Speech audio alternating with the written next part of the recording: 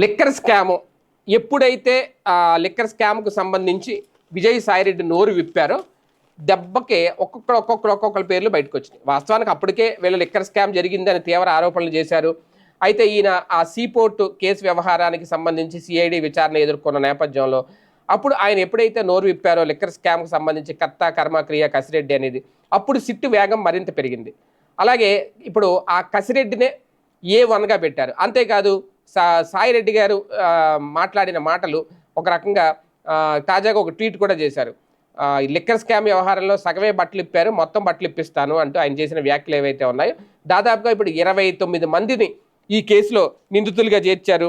A1గా అయితే కెసిరెడ్డి, అలాగే A2గా దొంతిరెడ్డి వాసుదేవరెడ్డి, A3గా దొడ్డ వెంకట సత్యప్రసాద్, A4గా మిథున్ రెడ్డి ఎంపీ, అలాగే A5గా విజయసాయిరెడ్డి ఈయన కూడా పెట్టారు ఇందులో విజయసాయిరెడ్డి గారిని కూడా.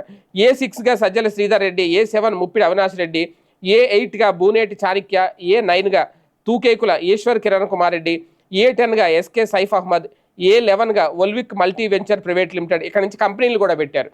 అలాగే A12గా క్రిపాటి ఎంటర్ప్రైజెస్ లిమిటెడ్, అలాగే A13 Naisna multi venture private limited, A14 Trifer enterprises private limited, ఇది ముంబైకి సంబంధించినవి ఇవన్నీ కూడా. అలాగే A14 A16 మొత్తం ఇవన్నీ కంపెనీలు పెట్టుకొచ్చారు. మేబీ ఇవి డిస్టిలరీలకు సంబంధించిన కంపెనీలు కూడా అయి ఉండొచ్చు. ఇందులో పాండిచ్చేరి కంపెనీలు ఉన్నాయి, ముంబై కంపెనీలు ఉన్నాయి, బెంగళూరు కంపెనీలు ఉన్నాయి. అలాగే A28గా Ruchitha jewellers, A29 Malishka gold and jewellers, ఇవి కూడా ముంబై. అలాగే A27 న్యూమంటో గోల్డ్ అండ్ జ్యువెలర్స్ అట, ఇవి కూడా పెట్టారు. అలాగే A25గా అడాన్ డిస్టిలరీ, దీన్ని కూడా చేర్చారు. అలాగే A26గా లేలా డిస్టిలరీ, అంటే డిస్టిలరీలను, కొన్ని కంపెనీలను, కొన్ని జ్యువెలరీ షాపులను మొత్తం 29 మందిని నిందితులుగా చేర్చారు మద్యం కుంభకోణంలో.